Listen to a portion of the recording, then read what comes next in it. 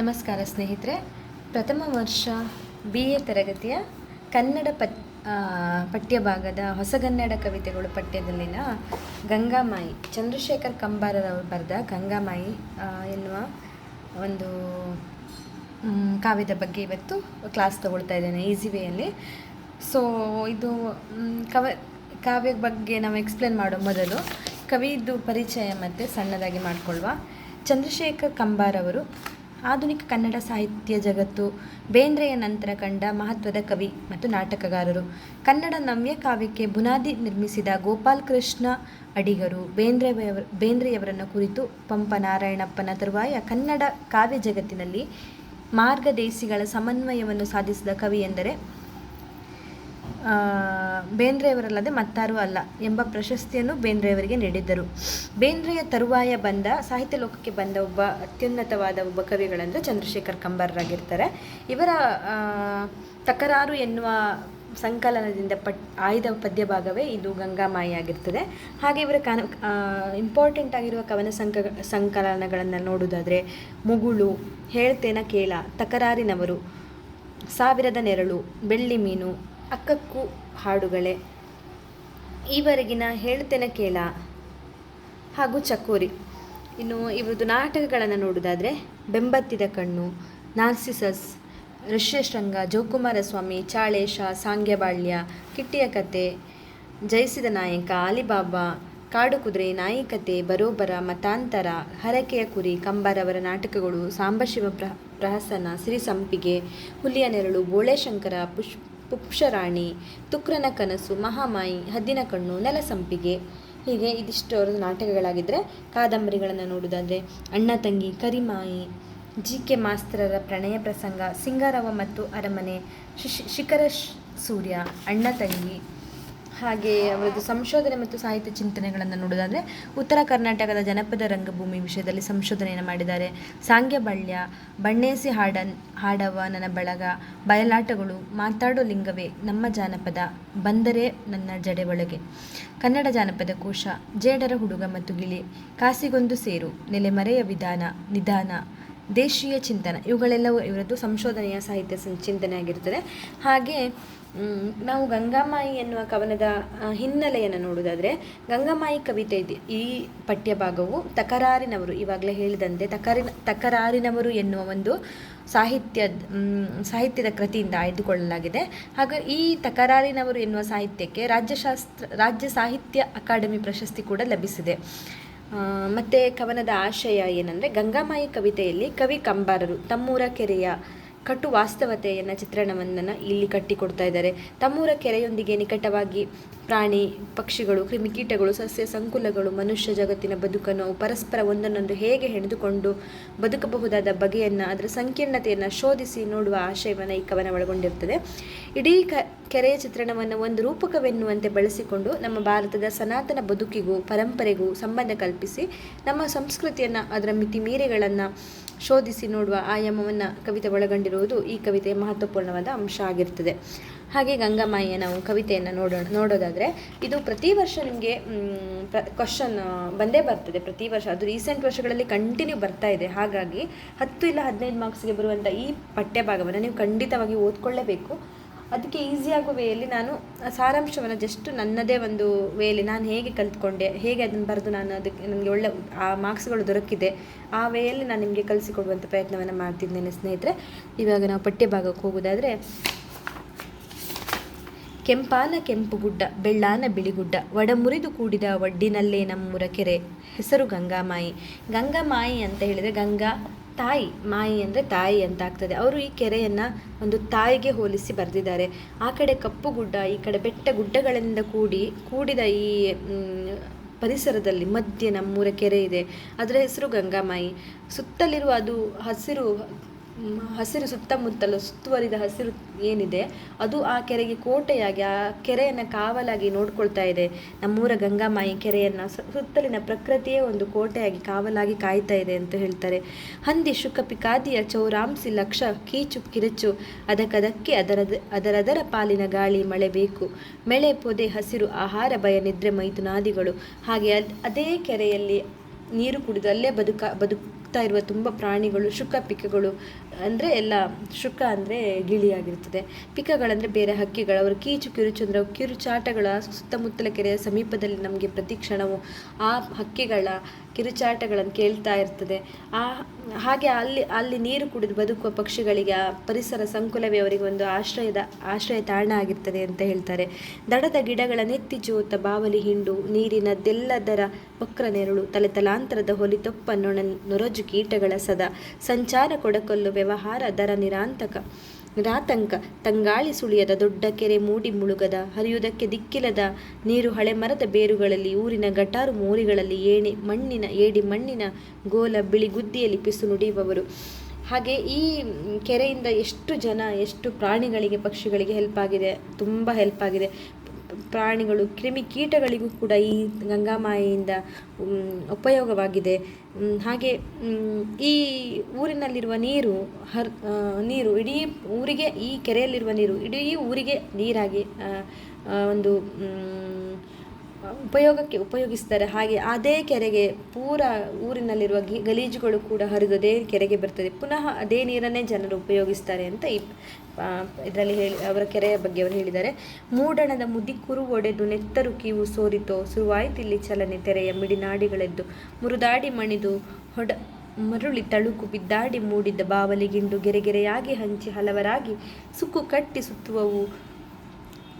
ಹಾಗೆ ಇದು ಕಂಪ್ಲೀಟಾಗಿ ನಾನು ಚರಣಗಳನ್ನು ಹೇಳ್ತಾ ಹೋದರೆ ನಿಮಗೆ ತುಂಬ ಲೆಂತಿ ಆಗ್ತದೆ ಈ ವಿಡಿಯೋ. ಹಾಗಾಗಿ ನಿಮಗೆ ಒಂದೊಂದು ಕವನದ ನಾನು ಸಾರಾಂಶವನ್ನಷ್ಟೇ ಹೇಳಲಿಕ್ಕೆ ಹೋಗ್ತೇನೆ. ನೀವು ಆ ಸಾರಾಂಶವನ್ನಷ್ಟೇ ಕಲ್ತ್ಕೊಂಡ್ರೆ ನಿಮ್ಮದೇ ವಾಕ್ಯದಲ್ಲಿ ನೀವು ಎಕ್ಸ್ಪ್ಲೇನ್ ಮಾಡಲಿಕ್ಕೆ ಸ್ವಲ್ಪ ಈಸಿ ಆಗ್ತದೆ ಅಂತ ನನಗೆ ಅನ್ನಿಸ್ತಾ ಇದೆ ಸ್ನೇಹಿತರೆ. ಹಾಗಾಗಿ ನಾನು ಬರೀ ಅದೇ ಪಠ್ಯಭಾಗದ ಫುಲ್ ಕವನವನ್ನು ಹೇಳ್ತಾ ಹೋದರೆ ವಿಡಿಯೋ ಲೆಂತಿ ಆಗ್ತದೆ, ನಿಮಗೆ ಓದಲಿಕ್ಕೆ ತುಂಬ ಕನ್ಫ್ಯೂಸ್ ಆಗ್ತದೆ. ಹಾಗಾಗಿ ಈ ಕವಿತೆಯ ಸಾರಾಂಶವನ್ನಷ್ಟೇ ನಾನಿಲ್ಲಿ ಹೇಳ್ತೇನೆ. ಈ ಕವಿತೆ ನವ್ಯ ಕಾವ್ಯದ ಪ್ರಭಾವಕ್ಕೆ ಒಳಗಾಗಿದೆ ಎನ್ನುವ ಅಭಿಪ್ರಾಯ ಮೂಡಲು ಕಾರಣ ಸೂರ್ಯೋದಯದ ವರ್ಣನೆಯನ್ನು ಕುರಿತು ಈ ವಾಕ್ಯ ಎನ್ನಬಹುದು. ಮೂಡಣದ ಮುದಿಕುರು ಒಡೆದು ನೆತ್ತರು ಸೋರಿತು ಅಂದರೆ ಪೂರ್ವದಲ್ಲಿ ಸೂರ್ಯ ಮೂಡುವುದು, ಮುದಿಯಾದ ಕುರುಗುಳ್ಳು ಒಡೆದು ರಕ್ತ ಕೀವು ಸೋರಿದಂತೆ ಎಂಬ ವರ್ಣನೆಯಲ್ಲಿದೆ. ಇಲ್ಲಿ ಸೂರ್ಯೋದಯ ಭೂಮಿಯ ಮೇಲೆ ಸಕಲ ಸೃಷ್ಟಿಗೂ ಉಲ್ಲಾಸ, ಉತ್ಸಾಹ, ಚೈತನ್ಯ ನೀಡುವಂತಹದ್ದು. ಅಲ್ಲಿವರೆಗಿನ ಕತ್ತಲಿನ ಮುಸುಕಿನಲ್ಲಿ ಕಣ್ಣು ಕಟ್ಟಿ ಕಂಗಾಲಾಗಿದ್ದ ಜೀವಿಗಳು ಸೂರ್ಯೋದಯಕ್ಕೆ ಹೊಸ ಚೈತನ್ಯ ಚಗುರಿಸಿಕೊಂಡು ಪುಟಿದೇಳುತ್ತವಲ್ಲ. ಜಡತೆಯ ವ್ಯಸನದಿಂದ, ಸಮಸ್ತ ರೋಗದಿಂದಲೂ ಸೂರ್ಯನ ಶಾಖ ಶಕ್ತಿ ಮುಕ್ತಿ ನೀಡಬಲ್ಲದು. ಅಂತಹ ಸೂರ್ಯೋದಯಕ್ಕೂ ಈ ಕವಿತೆಯ ವಿಷ್ಣು ಮನಸ್ಸಿನ ನಾಯಕ ತನ್ನ ಮನ ತೆರೆದು ಸಂತೋಷದಿಂದ ಹಾಡಲಾರ. ಅವನ ದೃಷ್ಟಿಯೆಲ್ಲ ಈ ಭೂಮಿಯ ಮೇಲಿನ ಬದುಕಿನ ಸಂಕೀರ್ಣತೆಯೆಡೆ, ಕರ್ಕಶತೆಯೆಡೆ, ಮನುಷ್ಯ ಪ್ರಾಣಿ ಸಂಕಲ ಜೀವಿಗಳ ವಾಸ್ತವ ಬದುಕಿನ ಹಿಂದಿರುವ ಮೂಲಭೂತ ಪ್ರವೃತ್ತಿಗಳ ಘರ್ಷಣೆಯೆಡೆ. ಇದೆಲ್ಲದರ ಅರ್ಥವೇನು ಎಂದು ತಿಳಿಯುವ ಎಡೆ. ಒಟ್ಟು ಖರ್ಚಾದ ಕೆರೆ ನೀರು ಬಚ್ಚಲ ಜಾರಿನ ಗುಂಟ ಹರಿದು ಕೆರೆಗೆ ಸೇರುವ ದಿನನಿತ್ಯದ ವ್ಯವಹಾರ ಈ ಕೆರೆಯ ಚಮತ್ಕಾರ. ಅಂದರೆ ಇದೇ ಕೆರೆ ನೀರನ್ನು ಜನರು ತಗೊಂಡೋಗಿ ಅದೇ ಇದರಲ್ಲಿ ಸ್ನಾನ ಮಾಡಿ ಉಪಯೋಗಿಸ್ತಾರೆ. ಹಾಗೆ ಆ ಸ್ನಾನ ಮಾಡಿದ ನೀರು ಪುನಃ ಅದೇ ಕೆರೆಗೆ ಹೋಗಿ ಸೇರ್ತದೆ. ಅದೇ ನೀರನ್ನು ಅಲ್ಲಿ ತಗೊಂಡು ಹೋಗ್ತಾರೆ. ಅದೇ ಶುಚಿತ್ವವಾದ ನೀರನ್ನು ತಗೊಂಡು ಹೋಗಿ ಅದೇ ನೀರನ್ನು ಅಶುಚಿ ಮಾಡಿ ಅದು ನೀರು ಕೆರೆಗೆ ಸೇರಿ ಮತ್ತೆ ಅದೇ ರಿಪೀಟ್ ಆಗಿ ಹೋಗ್ತಾ ಇರ್ತದೆ. ಅದೇ ಈ ಜನರ ದಿನನಿತ್ಯದ ವ್ಯವಹಾರ ಆಗಿರ್ತದೆ, ಮತ್ತು ಅದೇ ಈ ಕೆರೆಯ ಚಮತ್ಕಾರವೂ ಆಗಿರ್ತದೆ ಅಂತ ಹೇಳ್ತಾರೆ. ಇದಕ್ಕೂ ಇವೆ ಹಳ್ಳಿ ಹಾರುವವರು, ಚಂಡಿಕೆ ಅಂತ ಹೊಸದ ಗಂಗಾಷ್ಟರ, ಶತಕ, ಲಹರಿ, ಸಹಸ್ರ ನಾಮಾವಳಿ, ಸ್ಥಳ ಪುರಾಣಗಳು, ಹಳೆ ದೇವರ ಜಡೆಯ ಜಿಡ್ಡು, ಮುನಿ ತೊಡೆಯ ಕಿಲುಬು, ಕಿವಿಯ ಪಿಸುರು ತೊಳೆದು ಮಡುಗೊಂಡವಳೆ ಗಂಗಾಮಾಯಿ. ಅಂದರೆ ಇದರಲ್ಲಿ ಜನರು ಎಷ್ಟು ಗಲೀಜಿದೆ ಅಂದರೆ ಈ ಮನೆಯ ಪಾತ್ರ ಮುಸುರೆಗಳನ್ನು ತೊಳೆದ ನೀರು ಅಲ್ಲಿಗೆ ಹೋಗ್ತದೆ, ಸ್ನಾನ ಮಾಡಿದ್ದು ಹೋಗ್ತದೆ, ದನಗಳನ್ನು ಸ್ನಾನ ಮಾಡಿಸಿದ ನೀರು ಹೋಗ್ತದೆ. ಎಲ್ಲ ಶುಚಿಯಾದ ನೀರು ಹೇಗೆ ಕುಡಿಲಿಕ್ಕೆ ಜನ ಯೂಸ್ ಮಾಡ್ತಾರೋ ಅದೇ ಥರ ಅಶುಚಿ ನೀರು ಕೂಡ ಅದೇ ಕೆರೆಗೆ ಬಂದು ಸೇರ್ತದೆ. ಅದೇ ಕೆರೆಯ ನೀರನ್ನು ತಗೊಂಡು ಹೋಗಿ ದೇವರಿಗೆ ಅರ್ಪಣೆನೇ ಮಾಡ್ತಾರೆ, ಪುಣ್ಯವಾದ ನೀರು ಅಂತ ಅರ್ಪಣೆ ಮಾಡ್ತಾರೆ. ಹಾಗೆ ಈ ಸಹಸ್ರನಾಮಾವಳಿ,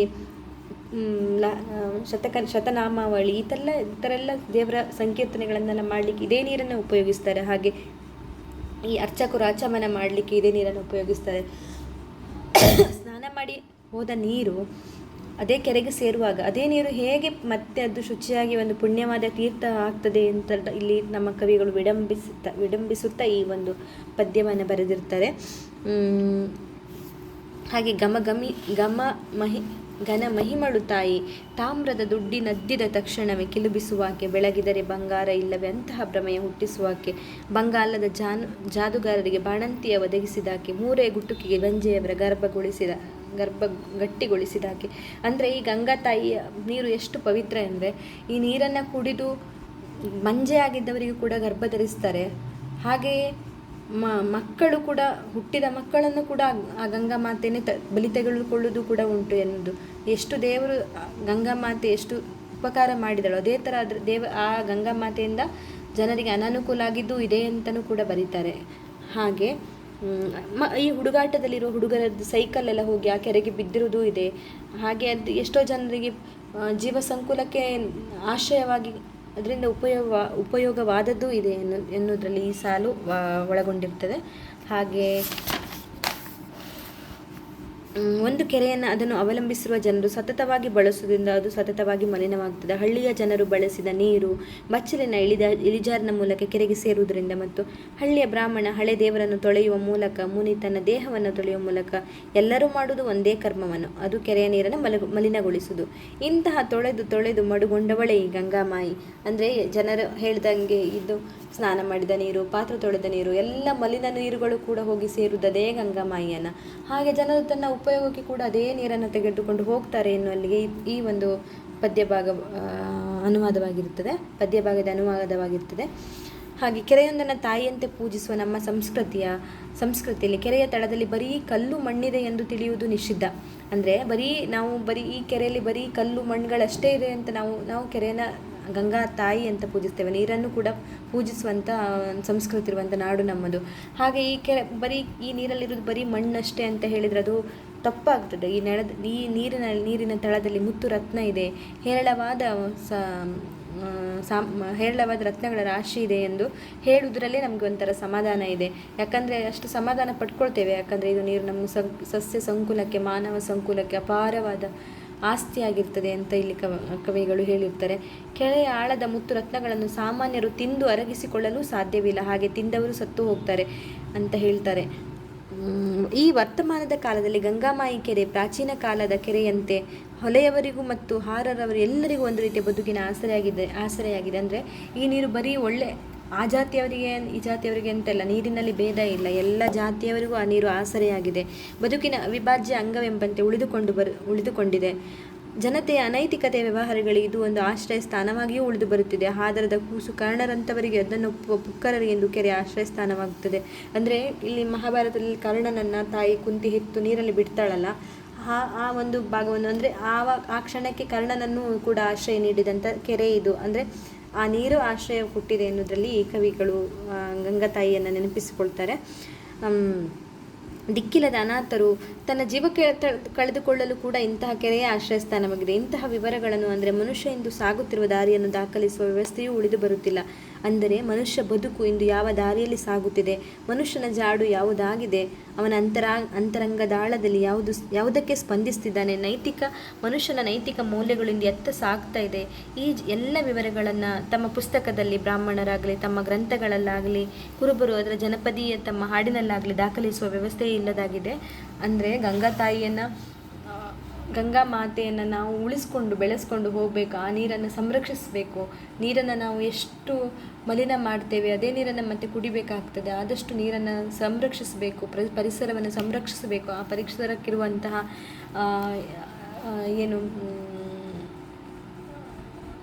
ಆ ಪರಿಸರ ಎಷ್ಟು ಎಷ್ಟು ಹೋರಾಡಲಿಕ್ಕೆ, ಅದು ಪರಿಸರವೇ ತಾನು ಹೋರಾಡಲಿಕ್ಕೆ ಟ್ರೈ ಮಾಡ್ತದೆ. ಅದಕ್ಕೆ ನಾವು ಹೆಲ್ಪ್ ಮಾಡಬೇಕು, ಪರಿಸರವನ್ನು ಉಳಿಸಬೇಕು ಅಂತ ಇಲ್ಲಿ ಕವಿಗಳು ಹೇಳ್ತಾರೆ. ಕೆಲವೊಂದು ವಾಕ್ಯಗಳನ್ನು ವಿಡಂಬನೆ ಮಾಡುವ ರೀತಿಯಲ್ಲಿ ಸಮಾಜದ ಕಣ್ಣು ತೆರೆಸಲಿಕ್ಕೆ ಕವಿಗಳು ಪ್ರಯತ್ನಿಸ್ತಾ ಇದ್ದಾರೆ ಎನ್ನುವಲ್ಲಿಗೆ ಈ ಒಂದು ಪಠ್ಯಭಾಗವು ಗಂಗಾಮಾಯಿ ಪಠ್ಯಭಾಗವು ಅನುವಾದವಾಗಿರ್ತದೆ. ಹಾಗೆ ನೀವು ಪಠ್ಯಭಾಗ ಅಂದರೆ ಒಂದು ಗಂಗಾಮಾಯಿ ಅಂದರೆ ಗಂಗಾ ಮಾತೆ, ಒಂದು ನೀರು, ಒಂದು ಕೆರೆ, ಇದ್ರ ಬಗ್ಗೆ, ಅದು ಪರಿಸರ ಸುತ್ತಮುತ್ತಲ ಪರಿಸರದ ಮಧ್ಯೆ ಇರುವ ಒಂದು ಕೆರೆಯ ಬಗ್ಗೆ, ಆ ಕೆರೆಯನ್ನು ಈ ಸ್ವಾರ್ಥ ಮನುಷ್ಯರು ಹೇಗೆ ಅದನ್ನು ಒಳ್ಳೆಯದಕ್ಕೆ ಉಪಯೋಗಿಸ್ಕೊಳ್ತಾರೋ ಹಾಗೆ ಅದನ್ನು ಕೆಟ್ಟ ರೀತಿಯಲ್ಲಿ ಅದನ್ನು ಬಳಸಿಕೊಂಡು ಅದರ ಒಂದು ಸಂರಕ್ಷಣೆ ಮಾಡುವುದನ್ನು ಮರೆತು ಹೋಗ್ತಾ ಇದ್ದಾರೆ. ಇದೆಲ್ಲವನ್ನು ನಮಗೆ ಕೆರೆ ಹೇಗೆ ಉಪಯೋಗವಾಗ್ತದೆ, ಯಾವುದಕ್ಕೆಲ್ಲ ಉಪಯೋಗವಾಗ್ತದೆ, ಅದನ್ನು ನಾವು ಹೇಗೆಲ್ಲ ಉಪಯೋಗಿಸ್ಕೊಳ್ತೇವೆ, ಹಾಗೆ ಅದರಿಂದ ಆ ನೀರನ್ನು ನಾವು ಹೇಗೆ ಹಾಳು ಮಾಡ್ತೇವೆ, ನೀರಿನಿಂದ ನಮಗೆ ಎಷ್ಟೆಲ್ಲ ಹೆಲ್ಪ್ ಇದೆ, ಇದನ್ನೆಲ್ಲ ನಾವು ತಿಳಿದುಕೊಂಡು ಆ ಗಂಗಾಮಾಯಿ ಎನ್ನುವ ಒಂದು ಕವನದಲ್ಲಿ ನಾವು ಬರೆದ್ರೆ ಸಾಕು. ಈಗ ನಾನೇನು ನಿಮಗೆ ಸಾರಾಂಶವನ್ನು ಸ್ವಲ್ಪ ಹೇಳಿದ್ದೇನೆ ನನ್ನದೇ ಆದ ರೀತಿಯಲ್ಲಿ. ನಿಮಗೆ ಅದು ಹೇಗೆ ಅರ್ಥ ಆಗಿದೆ ಅದನ್ನು ನೀವು ಸ್ವಲ್ಪ ಬ್ರೀಫಾಗಿ ನಿಮ್ಮದೇ ವಾಕ್ಯದಲ್ಲಿ ಅರ್ಥ ಮಾಡಿಸ್ಕೊಂಡು ಅದನ್ನು ಬರೆದ್ರೆ ಅಟ್ಲೀಸ್ಟ್ ನಿಮಗೆ ಸ್ವಲ್ಪ ಮಾರ್ಕ್ಸನ್ನು ತೆಗಿಲಿಕ್ಕೆ ಹೆಲ್ಪ್ ಆಗಬಹುದು ಎನ್ನುವುದು ನನ್ನ ನಂಬಿಕೆ. ನಮಸ್ಕಾರ ಸ್ನೇಹಿತರೆ.